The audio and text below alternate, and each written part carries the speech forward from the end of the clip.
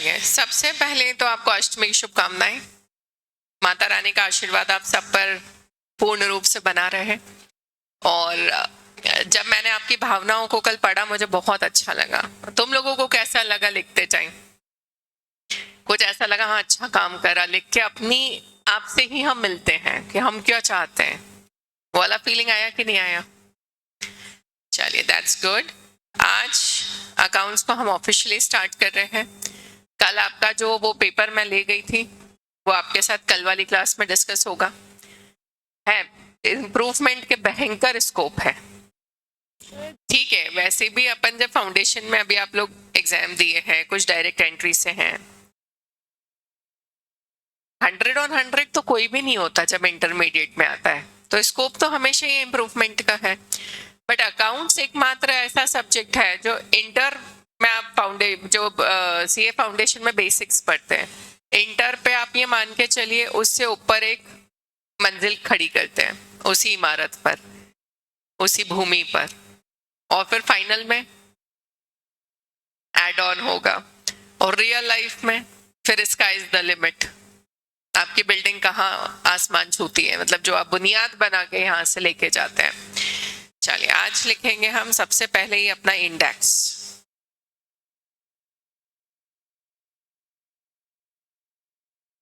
Index for 100, yes, index for 100 marks. Vanshika कल क्यों नहीं आई थी? थोड़ा वैसे कुछ खाती पीती नहीं हो, दिख ही रहा है। खाना पीना शुरू करो, सब कुछ होगा। चलिए इंडेक्स में अपन ये समझते हैं कि भैया मैम कितना करना है एडवांस अकाउंटिंग में, तो 100 नंबर की एटलीस्ट हम प्रिपरेशन हो जाए, मार्क्स तो फिर आपकी मेहनत। आप वहां 3 घंटे में अल्टीमेटली कितना लिखोगे उस हिसाब से मार्क्स मिलेगा। आप यहाँ हमसे 1 साल में अभी कितना पढ़ते हो इसका मार्क्स मिलने से कोई रिलेशन नहीं है। जैसे कि वो चक दे इंडिया मूवी देखी है, उसमें एक शाहरुख खान का डायलॉग है, मैच शुरू होने से पहले वो लड़कियों को बोलता है आज मैं नहीं बताऊंगा कैसे खेलना है, बताना था जितना बता दिया, आज ये मैच भी तुम्हारा और जीत भी तुम्हारी। 70 मिनट जो मैच के होंगे वो तुमसे कोई नहीं ले सकता, उसमें अपना बेस्ट देना है। तो वैसे ही मैं हर बैच में कहती हूँ वो 3 घंटे 180 मिनट्स ही तय करते हैं कि आप क्या करने वाले हो इस अटेम्प्ट में, कि अगले अटेम्प्ट में, कि उसके अगले अटेम्प्ट में कब निकलना है। वो 180 मिनट्स का कहानी है, और उस 180 मिनट्स में हम सब कुछ बढ़िया करें ये 100% डिपेंड करता है आज से जो प्रिपरेशन हम चालू कर रहे हैं। 1 साल है जो सितंबर अटेम्प्ट दे रहा है उसके लिए, जो जनवरी दे रहा है उसके लिए कुछ महीने हैं। तो आर्यन घबराना नहीं, नेहा मैम साथ में। तो पूरा जो इंडेक्स है आपका एडवांस अकाउंटिंग का वो 2 पार्ट्स में डिवाइडेड है। एक हम अकाउंटिंग स्टैंडर्ड्स को पढ़ते हैं और एक अदर टॉपिक्स को पढ़ते हैं। तो उसी तरीके से आप इंडेक्स लिख सकते हैं।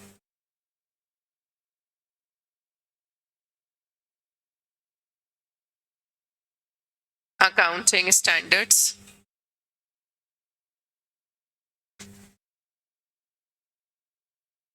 Other chapters. तो पहले मैं बता दूं कि अदर चैप्टर्स कौन कौन से हैं। सबसे पहले लिखेंगे हम फाइनेंशियल स्टेटमेंट ऑफ कंपनी, उसके बाद आपका आता है कैश फ्लो स्टेटमेंट, फिर एक चैप्टर है आपका बायबैक ऑफ सिक्योरिटीज जिसको हम प्यार से बायबैक बोलते हैं, फिर आपका एक चैप्टर है अमलगमेशन और इंटरनल रिकंस्ट्रक्शन,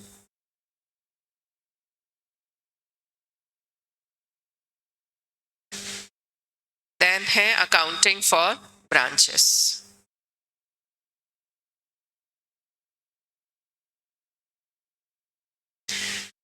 मैं आपको बताऊंगी कि एग्जाम में किस में से कितना आता ही आता है। मतलब कुछ होते हैं बिल्कुल ऐसे टॉपिक जिसमें से आना ही आना है, कुछ ऐसे टॉपिक्स होते हैं जिसमें से आ भी सकता है और नहीं भी आ सकता है।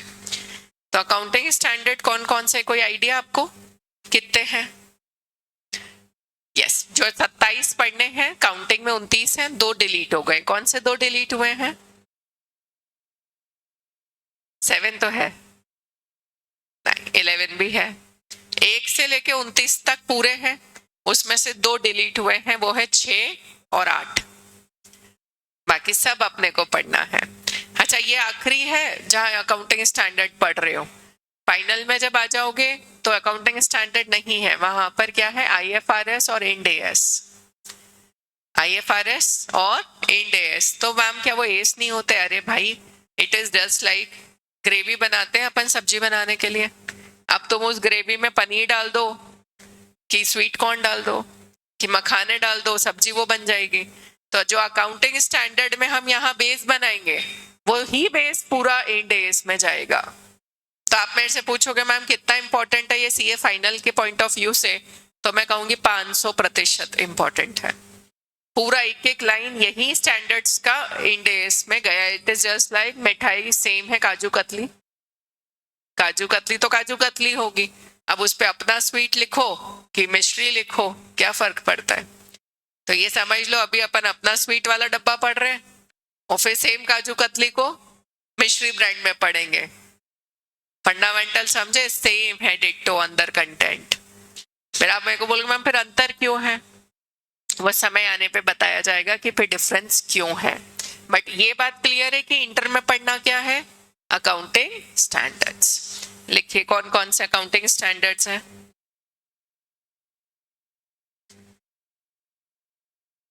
कितना मजा हो आज की क्लास के बाद आपको एटलीस्ट अकाउंटिंग स्टैंडर्ड्स के नाम याद होना शुरू हो जाए। ठीक है, मैं पहले नंबर लिख रही हूँ, फिर उनके अपन साथ में नाम लिखेंगे। अरे कौन से मैंने गलत लिख दिए जो डिलीट हो गए। तो आप एक काम करेगा, ऐसे लिखकर इसको अपन, फिर आपके पास भी 2 कलर पेन मेंटेन करना है ना। 6 को काट दीजिएगा और 8 को काट दीजिएगा, लिखिएगा पूरा सीक्वेंस।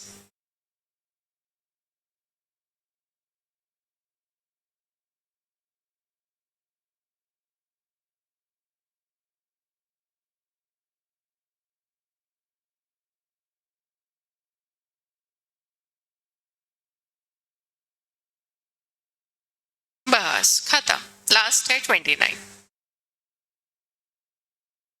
तो आप 29 तक अपना सीक्वेंस डालें, अब अपन नाम लिखना शुरू करते हैं।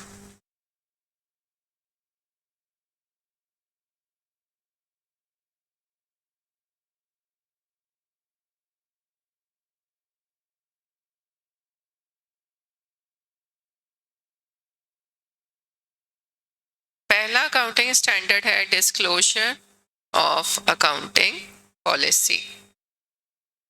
Disclosure of accounting policy. दूसरे का नाम है valuation of inventory.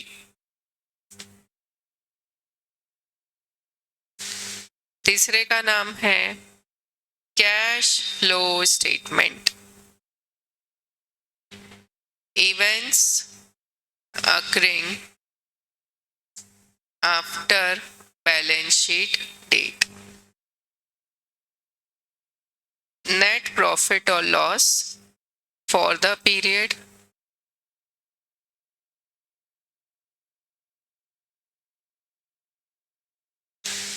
Prior period item and changes in accounting policy. नाम थोड़ा सा बड़ा है पांचवे का, पूरा लिखिएगा। 7th है accounting for construction contracts. 9th है रेवेन्यू रिकॉग्निशन। 10th है property plant and equipment. Nothing but your fixed assets. PPE किसको बोलते हैं? Fixed assets. Effect of changes in foreign exchange rates. फिर लिखिएगा accounting for government grants,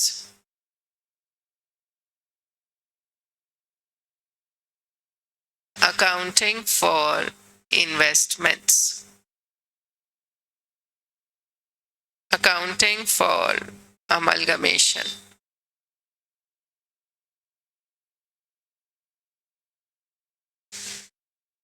employee benefit, borrowing cost, segment reporting, related party,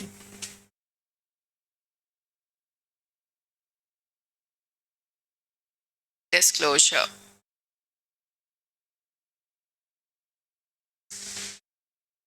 accounting for leases,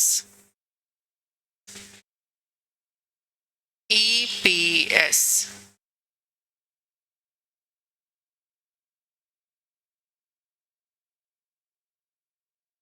accounting for consolidation। फिर है आपका taxes on income, accounting for associates,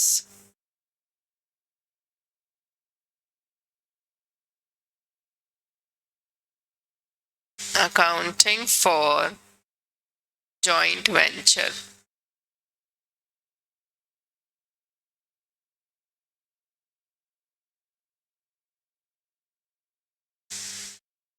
impairment of asset, intangible asset, provisions,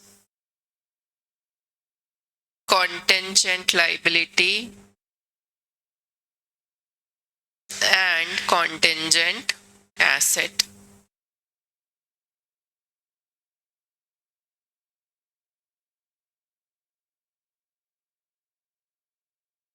Accounting for discontinued operation,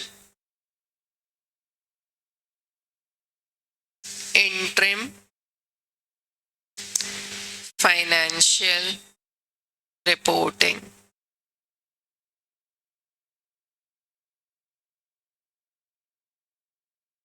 EPS का full form लिख सकते हैं earning per share, earning per share.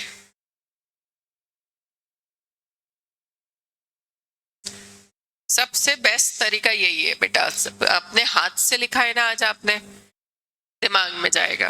वैसे तो आप जानते हैं ये तो हम प्रिंटेड फॉर्म में भी दे सकते हैं, बुक में भी इंडेक्स है, बट जैसे आज आप देखेंगे मैम को इतने सारा याद है, तो क्यों? क्योंकि बार बार लिखा है।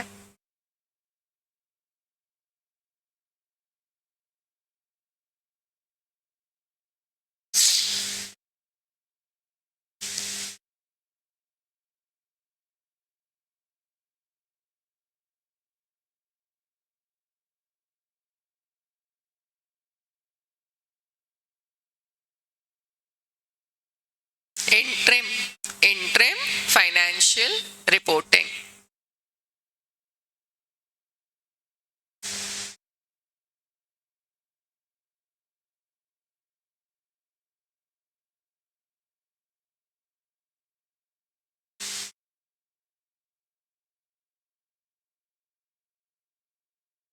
Interim financial reporting.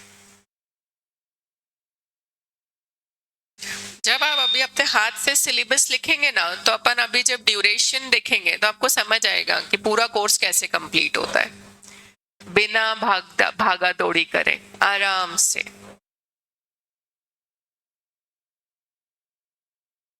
Accounting for joint venture.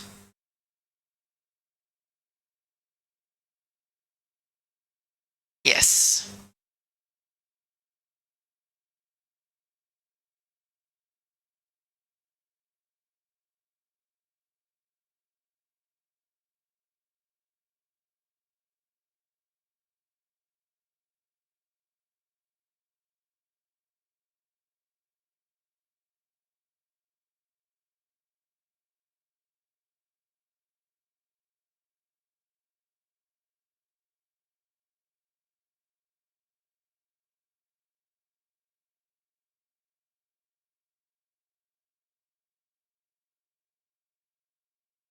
अब आपको ये मैं बता दूं कि पेपर कहाँ कहाँ से आता ही है, मतलब हर अटेम्प्ट में। ये सिलेबस तो बहुत सारा है, राइट, बट कौन से टॉपिक है जिनसे पेपर बनना ही बनना है। और एस के कितना आएगा, आप कितना भी देखो एस फैला हुआ है, बट एस का आता कितना है वो देखिए। मैक्स टू मैक्स जो पेपर अभी तक गया है अकाउंटिंग स्टैंडर्ड का एग्जाम में, वो 40 से 45 मार्क्स तक का ही गया। इतना होने के बाद, इतना पढ़ने के बाद भी, और ये देख रहे हैं अदर चैप्टर्स कितने, गिनती के 6, और उसमें से कितना आना है, बचा हुआ सारा। और अच्छा, पेपर कितने नंबर का आता है, कोई आइडिया? नहीं, आपको टोटल कितने नंबर का सामने करना पड़ेगा पेपर, वो मैं समझाऊंगी कैसे, अभी समझाऊंगी, ताकि आपको जो मैथ्स खेलना है वो क्लियर हो दिमाग में आज से। 118 नंबर का पेपर तुम्हारे सामने होगा, जिसमें से तुम्हें कितने नंबर का करना है, 100 मार्क्स का। इन चैप्टर्स में से अगर मैं बात करूं कि मैक्सिमम वेटेज कितना है, तो फाइनेंशियल स्टेटमेंट का अगर आएगा तो 14 मार्क्स।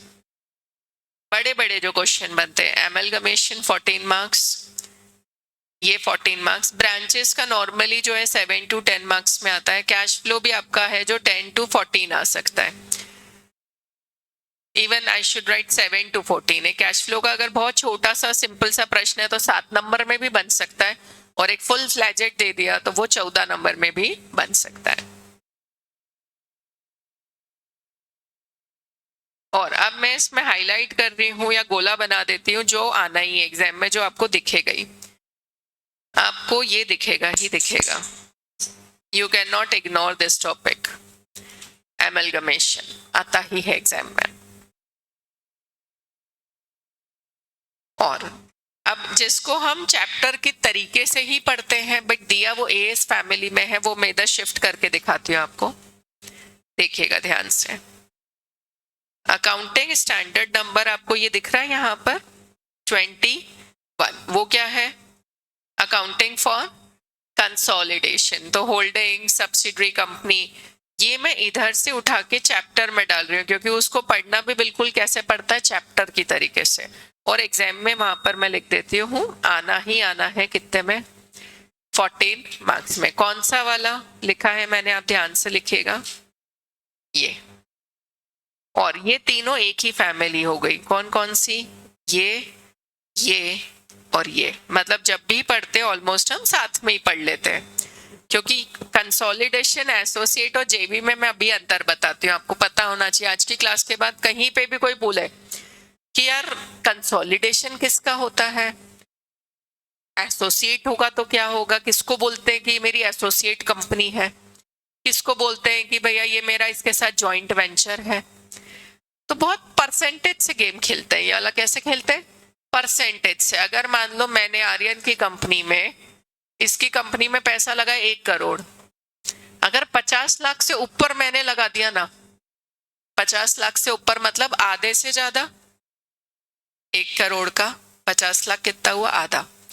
50 लाख बोला कि 50 लाख से ऊपर बोला मैंने, अगर 50 लाख लगाए हैं तो फिर तो 50-50 पार्टनरशिप है। वहां मैं इसको डोमिनेट करने की पोजीशन में होंगी क्या, डोमिनेट करने के लिए मुझे कितना पैसा लगाना पड़ेगा, 50% से ज्यादा। अच्छा मान लो मैंने 50 लाख की जगह 50,03,000 रुपए लगाए, यस, तो मैं उसको डोमिनेट कर सकती हूँ, क्योंकि उससे मेरा ज्यादा हो गया शेयर। समझ रहे हो बात को, समझ रहे हो आयशा? क्योंकि अगर मेरा 50,03,000 इन्वेस्टमेंट है तो उसका कुछ 49,97,000 का इन्वेस्टमेंट होगा, तो मेरे से तो डाउन हो गया ना।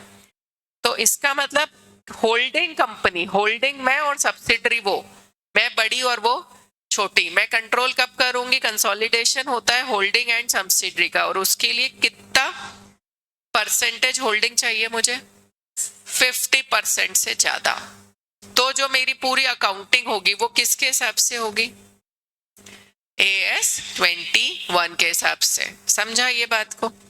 मैं होल्डिंग बन जाऊंगी, वो मेरी क्या बन जाएगी, सब्सिडरी कंपनी बन जाएगी। अगर मैंने इसकी कंपनी में पैसा तो लगाया, मैं थोड़ा सा लगाया, कितना थोड़ा सा लगाया मैडम, 20% लगाया, 20% से ज्यादा और 50% से कम, तो क्या बोलूंगी यार ये मेरी एसोसिएट कंपनी है। क्या हो आप मेरी, कहीं कंट्रोल वंट्रोल नहीं होता इसमें। तो उस केस में अकाउंटिंग किस एज को यूज करके होगी, 23, अकाउंटिंग फॉर एसोसिएट। अब आप और सुनिएगा कहानी। मेरे पास बहुत अच्छी टेक्नोलॉजी है, इसके पास बहुत अच्छे इंजीनियर्स हैं इसकी कंपनी में। तो हम दोनों ने मिलके क्या करा, एक जॉइंट वेंचर करा।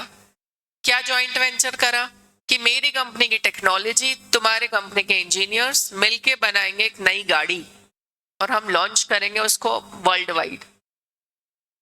और फिर हमने डिसाइड किया प्रॉफिट का क्या करेंगे, तो बोला आधा आधा बांट लेंगे, क्योंकि बिना टेक्नोलॉजी के इंजीनियर क्या करते और बिना इंजीनियर के टेक्नोलॉजी क्या करती। तो जेवी किस में होता है, जॉइंट वेंचर किस में होता है, जब एक की वीकनेस दूसरे की स्ट्रेंथ हो। नॉर्मली आप किसी के साथ जॉइंट वेंचर में क्यों जाओगे, जब आपका वीकनेस सामने वाले का स्ट्रेंथ हो। तो जेवी में परसेंटेज वर्सेंटेज की या होल्डिंग की बात ही नहीं हो रही है, यहां सिर्फ क्या हो रहा है, एक वेंचर हो रहा है साथ में।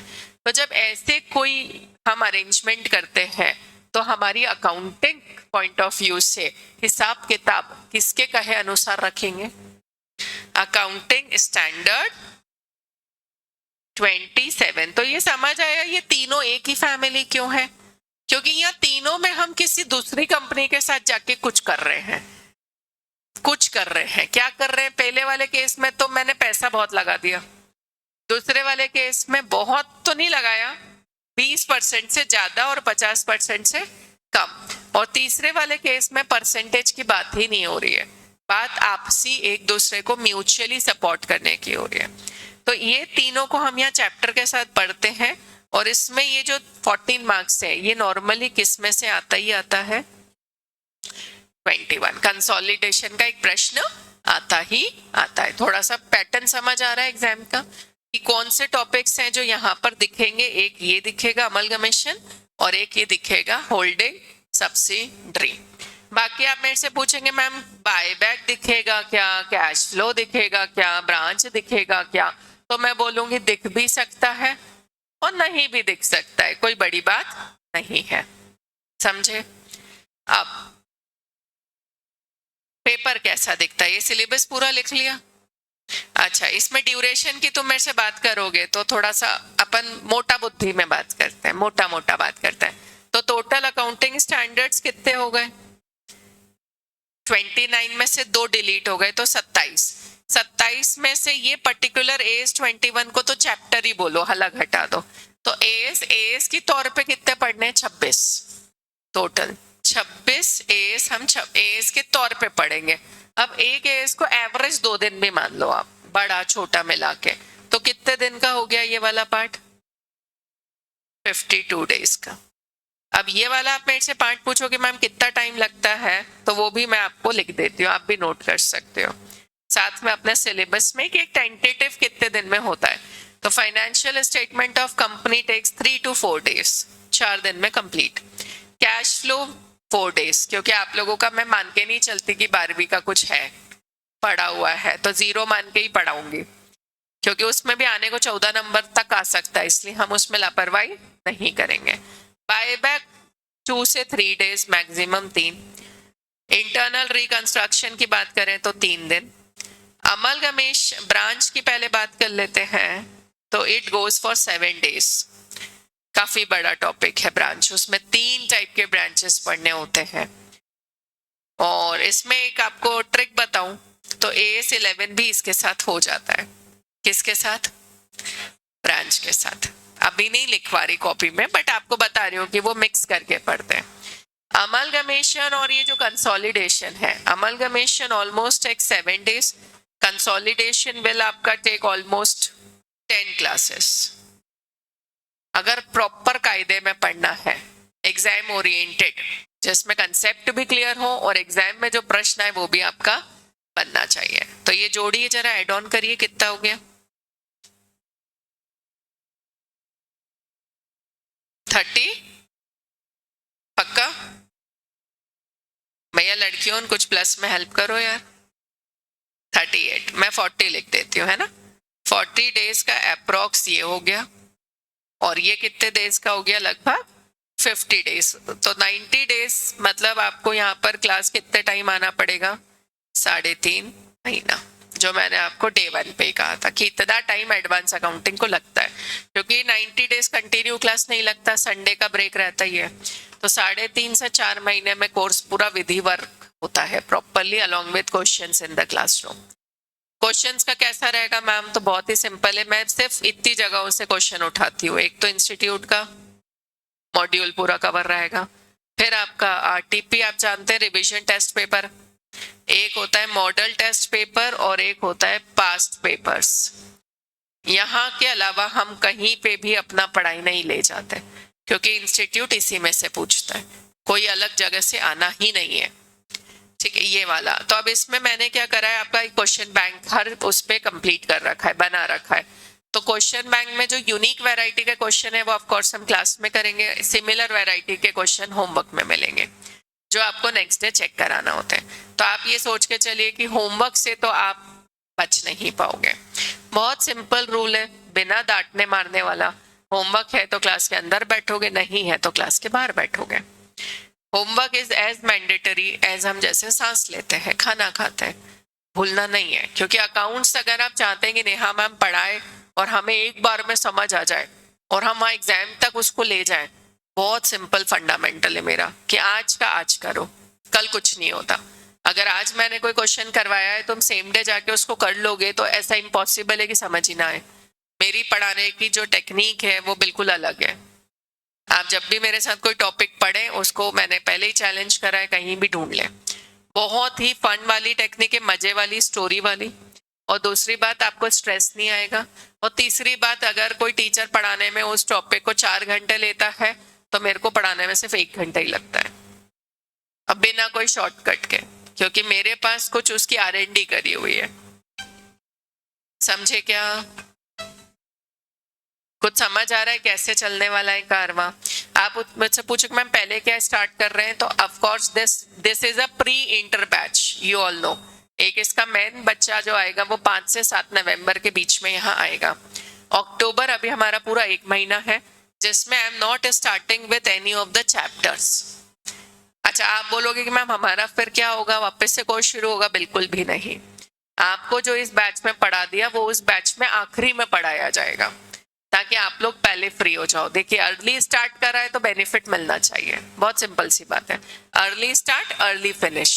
आप लोगों के सामने जब वो बच्चे बैठेंगे तो उनको ये रियलाइज होना चाहिए कि उन्होंने टाइम पे डिसीजन लिया होता तो उनको क्या फायदा मिलता। तो we are starting with accounting standards, क्योंकि एक अकाउंटिंग स्टैंडर्ड का दूसरे अकाउंटिंग स्टैंडर्ड से कोई रिलेशन नहीं है। तो अगर आपने मान लीजिए अभी इस 20-25 डेज के वर्किंग में कुछ 4 से 5 अकाउंटिंग स्टैंडर्ड मेरा टारगेट है कि मैं करवा दूं इस बैच में, क्योंकि फिर दिवाली और वगैरह के वैकेशंस भी आ रहे हैं। आपको उसमें घर पे इतना कंटेंट मिलना चाहिए कि आप उसको रिविजन करें। एग्जाम ये सोच के करिएगा कि अगले ही महीने एग्जाम देना है, तो क्या हमारा वो टॉपिक प्रिपेयर्ड है। और अगर ये सोच के आपने अपनी पढ़ाई चालू करी है तो जनवरी हो, मई हो, सितंबर हो, डर नहीं लगेगा। और ये सोच के बैच में आ रहे हो कि अभी तो बहुत टाइम है सितंबर में, तो वो सितंबर ब्लिंक ऑफ आई पर आ जाएगा।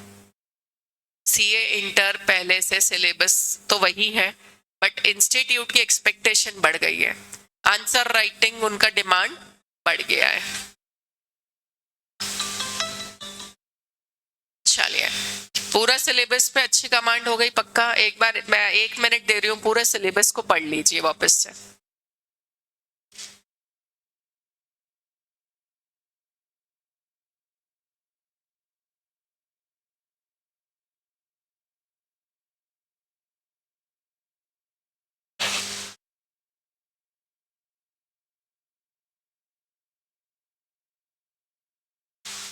और नहीं हुआ तो नहीं होगा।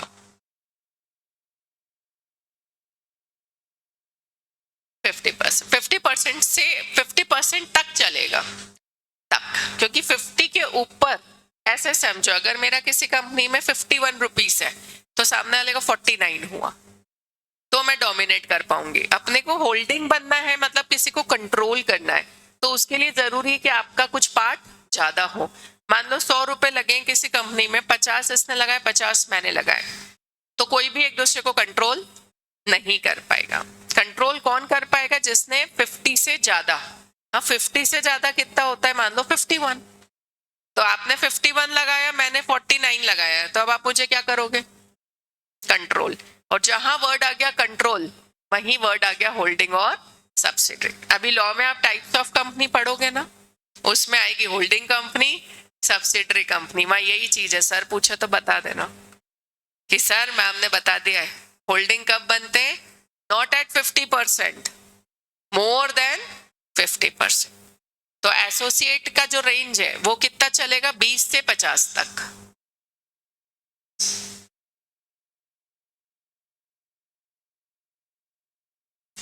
नहीं, इधर पढ़ेंगे मेन तो, क्योंकि क्वेश्चन आते हैं एग्जाम में। और जब मैं इधर कैश फ्लो पढ़ाऊंगी तो AS3 के क्वेश्चंस भी करवा दूंगी साथ में। पूरा सिलेबस वैसे ही चलता है, मिक्स एंड मैच करके। जो दोनों जगह कवर हो रहा है वो हम एक जगह पढ़ते हैं, और साथ में उसका जो अकाउंटिंग स्टैंडर्ड है वो भी रेफर कर लेते हैं। Accounting standard is nothing but written law. Written law कि ऐसा होना चाहिए, सिद्धांत लिखे हैं, प्रिंसिपल लिखे हैं कि अकाउंटिंग में ऐसा होना चाहिए। उसको जब हम प्रैक्टिकली तौर पे किसी क्वेश्चन में लगाते हैं तो वो कहलाती है उसी की प्रैक्टिकल अप्रोच। एक होता है किसी चीज को थ्योरी में समझना, और एक होता है उसको अप्लाई करना। हाँ, अब वो मैं पेपर दिखाऊंगी। आ गया ना अब इंटरेस्ट? अब समझ आया ये पूरी अपनी रणभूमि है। 118 नंबर में पहले मैं आपको बताती हूँ पेपर दिखेगा कैसा और कितने नंबर ऑफ क्वेश्चन उसमें आएंगे। दिखाऊं? चल, पेपर पैटर्न ऐसा होता है कि आपको पता होगा कि नहीं, आई डोंट नो, क्योंकि फाउंडेशन में तो नहीं था।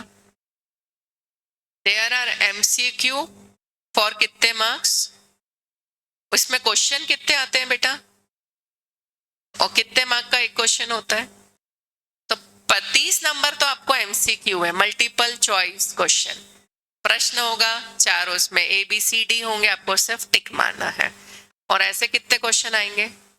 15। और ये थ्योरी के नहीं आते हैं, प्रैक्टिकल, मोस्टली प्रैक्टिकल क्वेश्चन ही आते हैं। फिर सब्जेक्टिव पेपर कितने नंबर का रहेगा? बाकी 70 मार्क्स का। कितने प्रश्न रहेंगे आप मेरे से पूछोगे लिखने के लिए? तो पहला प्रश्न कितने नंबर का रहेगा? 14 मार्क्स का। दूसरा, तीसरा, चौथा, पांचवा, छठा सब कितने मार्क्स के रहेंगे? बताओ। तो 14 इंटू 6 करोगे तो कितना होगा? 84। और 14 इंटू 5 करेंगे तो अपने को कितने नंबर का करना है? तो चीज समझ आई मैं क्या बोलना चाह रही हूँ? This first question is compulsory, and out of this box आपको क्या करना है? कितने क्वेश्चन दिख रहे हैं? 1 2 3 4 5, 4 क्वेश्चंस करने हैं आउट ऑफ 5। तो ये 4 क्वेश्चन 14 मार्क्स के कितना हो जाएगा यहाँ पर आपका? 56। ये तो 14 कंपल्सरी है ही, तो टोटल आपको कितने नंबर का अपीयर करना रहेगा? 70 मार्क्स का। अब आप बोलोगे कि मैम फिर वो कितने का पेपर आप 118 का क्यों बोल रही थी?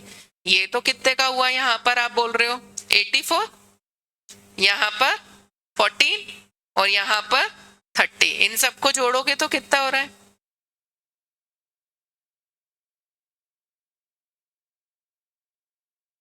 कितना हुआ? ये कितने का? 84 ही हो रहा है क्या? ये 14 इंटू 5 कितना होता है? एक सेकेंड, हाँ 14, ये वाला डब्बा जोड़ेंगे ना, 1 2 3 4 5, तो 14 प्रश्न 5 नंबर के, कितना हुआ? 70। इनको जोड़ोगे तो कितना हो रहा है? ये तो मैडम आप तो बोल रही थी कि 118 का होगा। भैया तो इंटरनल चॉइस भी तो है एक। इसमें जो ये 5 क्वेश्चन दिख रहे हैं आपको 14 नंबर के, इसका पैटर्न कैसा होता है आप मेरे से पूछोगे तो मैं बताऊंगी। जैसे ये 14 का हो सकता है, 14 का ये एक ही क्वेश्चन दे दिया, अमलगमेशन 14 नंबर। यहाँ पर दिया एक कैश फ्लो का और एक बायबैक का, कैसा बना दिया मैडम? ऐसा 7 + 7, ये भी तो होता है 14।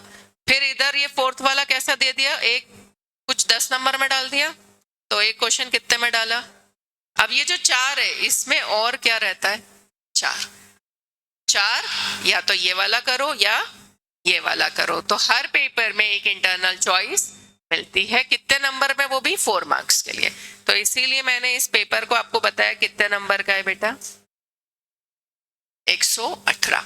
अब ये वाला डब्बा है, ये हो सकता है पूरे 14 नंबर में एक हो।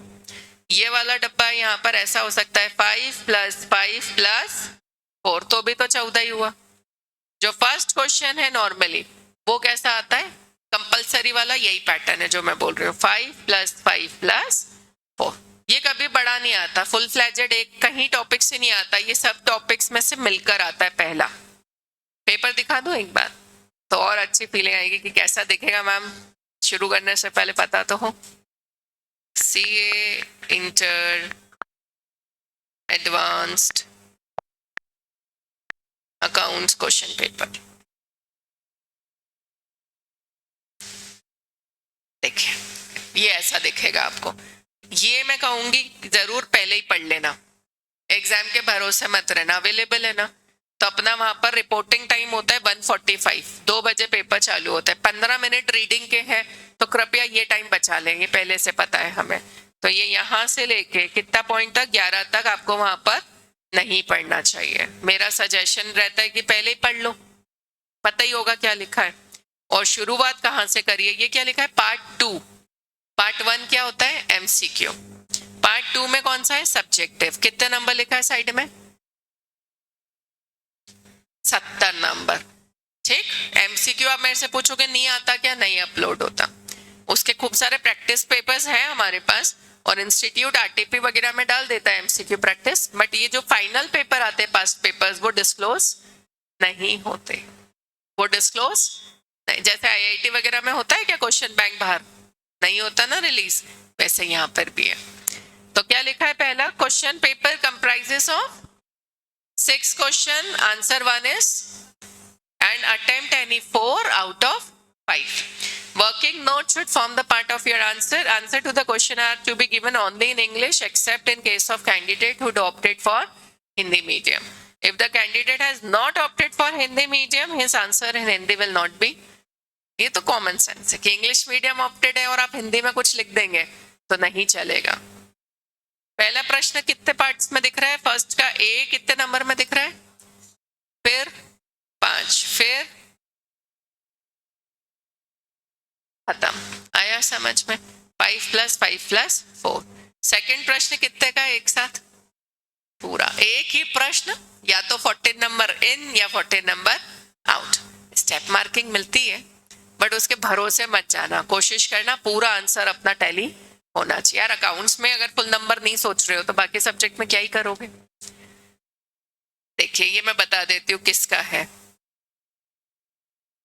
क्या लिखा है, you are required to prepare balance sheet as per schedule 3। मतलब ये किस टॉपिक से है, फाइनेंशियल स्टेटमेंट ऑफ कंपनी। बनाया है ना सबने जीवन में, कभी तो शेड्यूल 3 बनाया ही होगा, बट इतने सारे जो एडजस्टमेंट है, ऑफ कोर्स ये इंटरमीडिएट का एग्जाम है तो होगा। फिर देखिए क्या लिखा है, 7 नंबर का एक प्रश्न है, और फिर दूसरा भी कितने का होगा, क्योंकि 14 नंबर का बॉक्स है, तो अगर एक 7 का पूछा है तो दूसरा भी 7 का। क्या पूछा है प्रश्न दिख रहा है, कैश फ्लो। अब क्योंकि तुमने सिलेबस लिखा है तो रिलेट हो रहा है, कहाँ कहाँ से आ रहा है, कैश फ्लो 7 नंबर। और ये आपको नहीं पता है बट AS 28 का प्रश्न है, अकाउंटिंग स्टैंडर्ड का। फोर्थ क्वेश्चन कितने नंबर में दे दिया सीधे, किस टॉपिक का है, देखिए 2 कंपनी दी है क्या, 2 कंपनी के नाम है ना, तो ब्लू कंपनी एंड ले, तो ये अगर 2 कंपनी के नाम है तो समझ जाना, या तो अमलगमेशन करवा रहा है या कंसोलिडेशन करवा रहा है, या तो 2 कंपनी अमलगमेट होगी, मिक्स होके एक नई कंपनी बनेगी, और नहीं तो एक कंपनी के पास पावर होगा तो वो कंसोलिडेशन करवाएगी। लिखा है एब्जॉर्ब, ब्लू लिमिटेड एब्जॉर्ब, मतलब अमलगमेशन का प्रश्न है ये। फिर क्या है ये, वापस 14 नंबर का एक फुल फ्लैजेड क्वेश्चन, किस टॉपिक पर है ये आप मेरे से पूछेंगे तो मैं बोलूंगी, लिखा है नीचे कंसोलिडेशन, लिखा था आना ही आना है। अमलगमेशन दिखेगा ही दिखेगा, कंसोलिडेशन दिखेगा ही दिखेगा। फिर ये सिक्स्थ का ए पार्ट कितने नंबर का है? 4 ना। और उसमें आप देख पा रहे हैं कुछ और ए में, और फिर ये ए, और इसमें भी एक कैच है सीखने वाला कि एक थ्योरी दिख रहा है 4 नंबर का, तो ये कौन सा दिख रहा है, थ्योरी है कि प्रैक्टिकल है? तो इसमें एक प्रैक्टिकल आता है और में एक थ्योरी आती है। हो गया 4 नंबर। बी कितने नंबर का है? 4। सी कितने नंबर का है? अब 6। तो कितना हुआ? 4 + 4 + 6, 14 नंबर हो गए, खत्म। तो एक फील आया कि पेपर ऐसे दिखने वाला है, कुछ बड़े क्वेश्चन आएंगे, कुछ छोटे छोटे भी आएंगे। तो जो आप में से अकाउंट्स को लेके घबराते हैं ना कि मैम बड़े क्वेश्चन में हम कहीं तो गड़बड़ कर ही देते हैं, तो उनके लिए मेरा सजेशन रहेगा कि कमांड करो छोटे छोटे टॉपिक्स पे, वो भी ढेर हो। नहीं, there is no word limit. पूछो क्यों? क्योंकि आज अगर आपका प्रैक्टिकल सब्जेक्ट है ये, तो प्रैक्टिकल सब्जेक्ट में अगर मैं बोलूंगी 4 जनरल एंट्री लिखनी है तो 4 लिखनी है, उसमें कोई वर्ड लिमिट होगा ही नहीं। अब जैसे ये वाला था आपका, ये वाला जो क्वेश्चन है 6th का ए पार्ट, हाँ, क्या लिखा है इसमें? What are the key elements of financial statement, 4 number के लिए है। तो आपको एलिमेंट पूछे हैं तो 4 पॉइंट तो लिखने ही लिखने पड़ेंगे। अब वो जो आप एलिमेंट सिलेक्ट करोगे कि भाई फाइनेंशियल स्टेटमेंट जो होता है, it comprises of trading account, profit and loss account and balance sheet, ये तो हेडिंग हो गई। फिर इसमें समझाओगे कुछ, फिर एक पॉइंट लिखोगे, फिर समझाओगे, ऐसे करके आपका A4 साइज आता है। आंसर कॉपी कैसी दिखेगी? A4 साइज, तो उसमें लगभग 3/4 ऑफ द पेज भर जाता है इतने में। And there is no limit, you can, मतलब जिनकी राइटिंग फैली हुई होती है, डायग्राम बनाते हैं, चार्ट्स बना देते हैं, थोड़ा अट्रैक्टिव आंसर बनाने के लिए आप पूरा पेज भर के भी लिख सकते हो 4 नंबर के लिए, प्रॉब्लम नहीं है। और आप मेरे से पूछो कि क्यों मैडम आधा पेज लिखेंगे तो पूरे नंबर नहीं मिलेंगे? क्या मिलेंगे? यहाँ पर बीकॉम नहीं है, बीकॉम नहीं है, यहाँ कंटेंट पे नंबर मिलते हैं। अगर तुम्हारा कंटेंट इफेक्टिव है और आधे पन्ने में ही तुमने लिख दिया तो नॉट टू से पूरे नंबर मिल जाएंगे। तो never think for CA exam के हमें भर भर के लिखना है। बट हाँ, कल जो तुम लोगों के आए मेरे पास आंसर सबके, मेरे को पूरी क्लास तब समझ में आ गई है कि कैसे कौन लिखने में माहिर है। सबसे आप सब में लिखने में माहिर है माही। क्या लिखते हो आप, मतलब she know how to express. और लड़कों तुमसे तो उम्मीद ही कम रहती है एक्सप्रेस करने की। तो वो तो ये इसने, यश ने तो फिल इन द ब्लैंक्स भरे, इसने आयशा ने भी कम लिखा है। You need to work on expression. अब वो एक मूवी नहीं देखी ABCD, एनीबडी कैन डांस? उस पिक्चर में कुछ नहीं देखने लायक, तो बोलो मैम नाम क्यों लिया? बस उस पिक्चर की एक लाइन है, बहुत बढ़िया है। वो जो उनका डांस ट्रूप रहता है वो बोलते हैं, we don't dance to impress, we dance to express. कितना अंतर है ये बात। मैं सबसे पहले मुंडी माही की हिली, क्योंकि ये थोड़ा लिटरेचर में मेरे को लगता है आगे है, समझती है जल्दी से। वापस बोलती है तुम लोगों के लिए, we don't dance to impress, we dance to express. तो जिस दिन तुम अपने सीए की पढ़ाई किसी को इम्प्रेस करने के लिए मत करो, एक्सप्रेस करो। जितना सीख रहे हो ना, अपना एक्सप्रेशन स्किल बढ़ाओ। क्या वहां ओरल टेस्ट है? ICI में तुम्हारा ओरल है कि रिटर्न है? पक्का रिटर्न है, कोई शक तो नहीं है? तो रिटर्न में सामने वाले को कैसे पता चलेगा कि तुम्हारी बुद्धि में कितना ज्ञान है? When you have the good expression power in form of writing. अपनी, अगर तुम बोलो मैम हमसे तो लिखते ही नहीं बनता, ये बोलना बंद कर दो, लिखते बनना चालू हो जाएगा। कई बार हम अपने ही दुश्मन होते हैं जब बार बार हम एक चीज को बोलते हैं, नहीं नहीं ये तो मुझसे होगा ही नहीं। नहीं होगा और होगा में एक अंतर है, सिर्फ कर गुजरने का।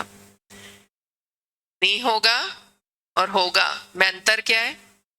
कर गुजरने का। स्विमिंग नहीं आती, डर लगता है पानी से, वो एक बार फेंक देते हैं ना पूल में, उसके बाद डर खत्म हो जाता है। करेक्ट? तो वैसे ही ये आज की क्लास के बाद आप एक चीज सीख लो, अगर अपना भला चाहते हो कि ना मेरे सब्जेक्ट में ना किसी और टीचर के सब्जेक्ट में, ये तो बोलना ही नहीं कि मेरे को ये नहीं बनता।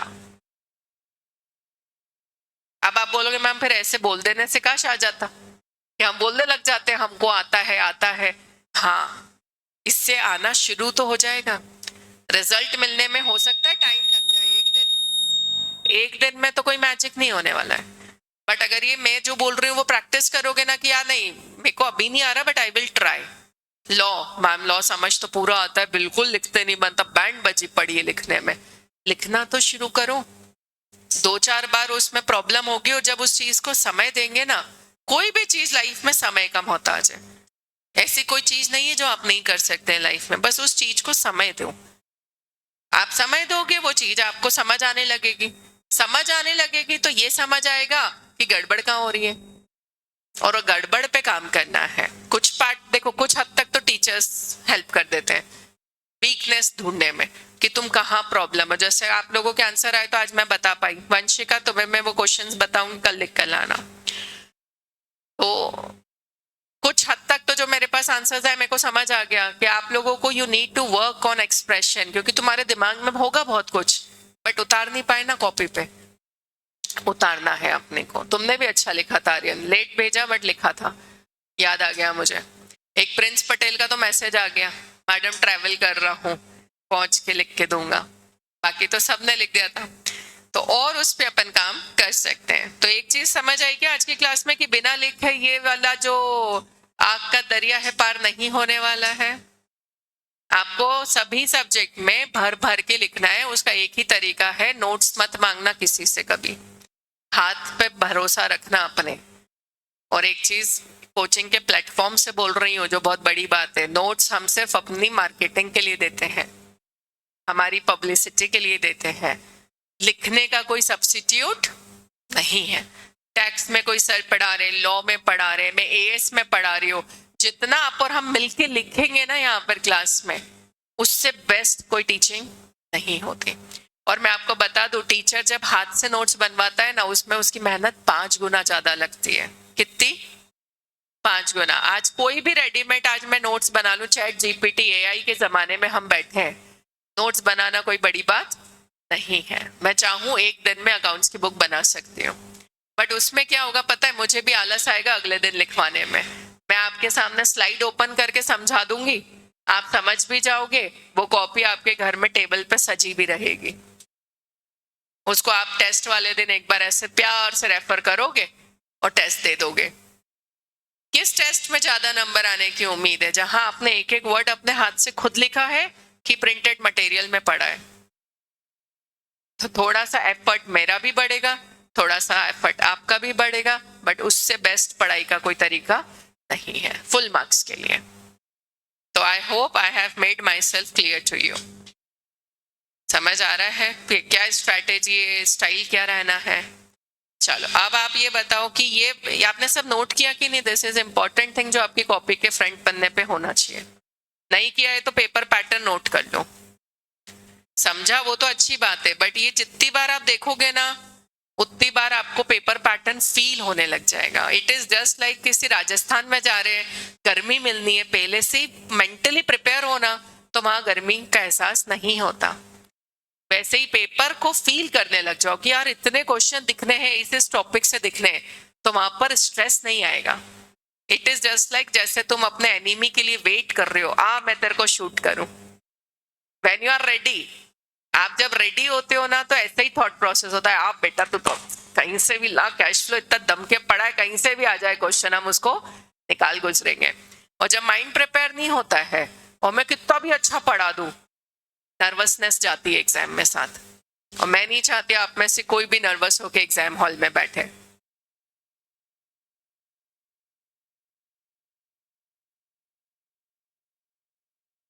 नहीं, अगर आपका हिंदी मीडियम है तो पूरा हिंदी में आएगा।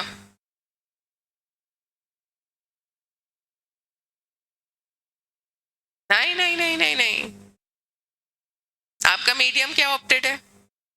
ऑप्टेड हिंदी है, डिफिकल्ट है हिंदी में निकालना, क्योंकि उसमें प्योर हिंदी आती है। मैंने बहुत रिक्वेस्ट किया हुआ है, आईसीआई सुनती नहीं है मेरी बात। मैंने आईसीआई को इसी बैकग्राउंड पे रिक्वेस्ट किया है कि जितनी दुनिया भर की गवर्नमेंट एग्जाम्स होती है वो बाइलैंग्वेज पेपर प्रिंट होते हैं, 11th 12th के भी इवन जो हिंदी मीडियम के बच्चे हैं उनके लिए बायलैंग्वेज प्रिंट होता है। तो मैंने कहा सीए वालों भी कर दो, क्योंकि हिंदी मीडियम में आप दे रहे हो, जरूरी थोड़ी कि आपकी हिंदी पीएचडी लेवल पे करी हुई है। बहुत टफ हिंदी आती है, उसमें वर्ड्स नहीं कैच होते हैं। उसका तो तरीका वंशिका यही है, अगर पॉसिबल हो तो इंग्लिश पे आ जाओ। नहीं, उसके लिए इंग्लिश क्लास ज्वाइन कर लो।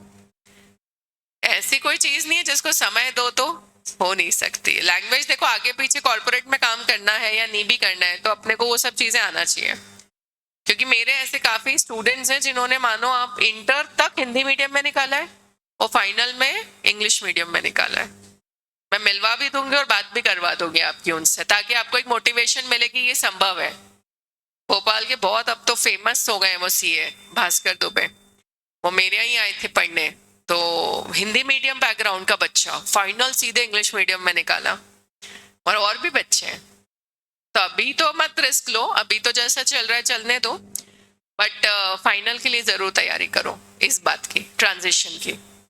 और मीन वाइल अगर आईसीआई मेरी सुन ली तो वहां अपनी प्रॉब्लम सॉल्व हो जाएगी। बायलैंग्वेज बेस्ट है हिंदी मीडियम के लिए, और हिंदी मीडियम को तो इतना भी अलाउड होना चाहिए कि जितना हो इंग्लिश में लिखते, हाँ होना चाहिए। इधर हाँ लिखने में अलाउड है, आप कुछ वर्ड्स इंग्लिश के लिख सकते हो। हाँ हाँ, वो आप लिख सकते हो, वो तो आई एम श्योर। जैसे बैलेंस शीट को बैलेंस शीट लिख सकते हो, आपको वहां पर वो चिट्ठा लिखने की जरूरत नहीं है। तलपट मैंने पढ़ाया है हिंदी मीडियम बैच, गवर्नमेंट का सुपर 100 जो एक प्रोजेक्ट होता है ना, I have been teaching that. तो चलिए अब आप लोग बताइए, आपकी जो आप मॉड्यूल देखोगे वो 3 बुक्स में फैला हुआ है, और उन्होंने क्या इन्हीं एस को सेग्रीगेट करके डाला हुआ है। एसेट से रिलेटेड एक में डाल दिया, लाइबिलिटी से रिलेटेड एक में डाल दिया, उससे हमें कोई फर्क नहीं पड़ता। हमको तो एएस क्या बोलता है उससे फर्क पड़ता है, कि अगर कोई एएस हम क्लास में कंप्लीट कर रहे हैं और तुम्हें कोई प्रेजेंटेशन के लिए बोल दे तो तुम उस एएस पे कम से कम नॉन स्टॉप 1 घंटा बोल पाओ। इतना हमको हर एएस को कंप्लीट करना है। तो अपन कल से एएस कौन सा शुरू करेंगे वो मैं बता दूं, आप में से जो टॉप करना चाहता है वो उसको मॉड्यूल से रीड करके आना पूरा। I am starting with this accounting standard. Valuation of inventory. आज हम उसमें बता रही हूं मैं आपको कि कैसे एस क्या होते हैं। अगर बिल्कुल सिंपल भाषा में लिखें तो what we are officially starting with the accounting standards. अगर कोई आपसे पूछे कि भैया बुक का लैंग्वेज मत बताओ, आप तो ये बता दो कि ये होते क्या है। होते क्या है, पढ़ना है इतने सारे वो तो ठीक है मैम आप पढ़ा दोगी, होते क्या है, मीनिंग।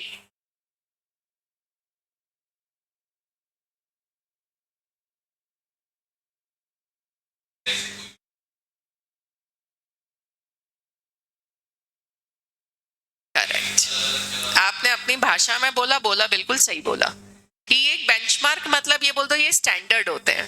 बेंचमार्क वर्ड नहीं यूज करना, इसको क्या बोलना, स्टैंडर्ड होते हैं। स्टैंडर्ड मतलब एक स्टैंडर्ड सेट कर दिया ताकि सभी लोग दुनिया में इन्वेंट्री को इन्वेंट्री बोले, तो हमको समझ आ जाए कि ये एक दुकानदार के माल की बात कर रहा है।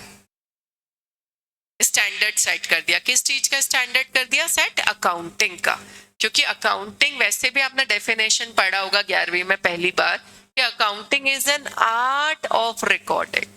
तो आर्ट को तो कला बोलते हैं, वो तो ओपन होती है हर डायमेंशन के लिए। तुम्हें किसी को फिक्स्ड एसेट बोलना है तुम फिक्स्ड एसेट बोल लो, तुमको नॉन करंट एसेट बोलना है तुम नॉन करंट एसेट बोलो, तुम पीपीई बोल लो, भाई साहब सब अलग अलग बोलते हैं। तो प्रॉब्लम क्या है अलग अलग बोले तो, समझ ही नहीं आएगा बात क्या चल रही है। अगर मैं सबको बोल दूंगी नहीं जो कंपनी स्टैंडर्ड फॉलो कर रही है वो सब पीपीई लिखना, तो पूरी दुनिया को समझ आएगा। अपनों को तो छोड़ दो, बैंक को छोड़ दो जिनसे लोन लेने जाना है, इनकम टैक्स डिपार्टमेंट को छोड़ दो जिनको टैक्स से मतलब है।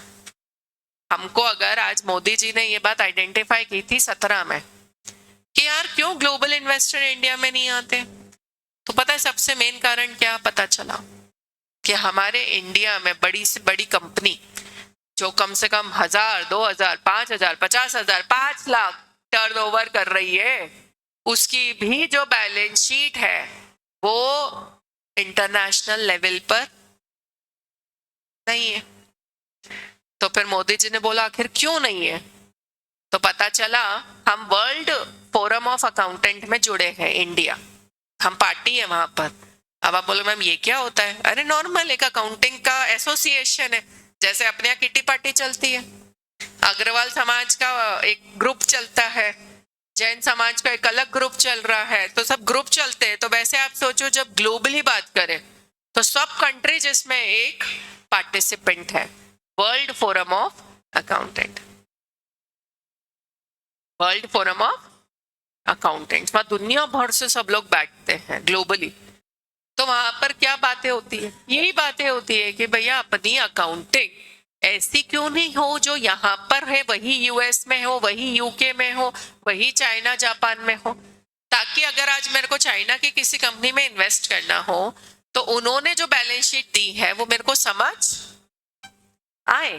तो उसके लिए फिर हमने देखा कि कुछ क्या बनाए गए हैं, ग्लोबल स्टैंडर्ड्स। क्या बनाए गए?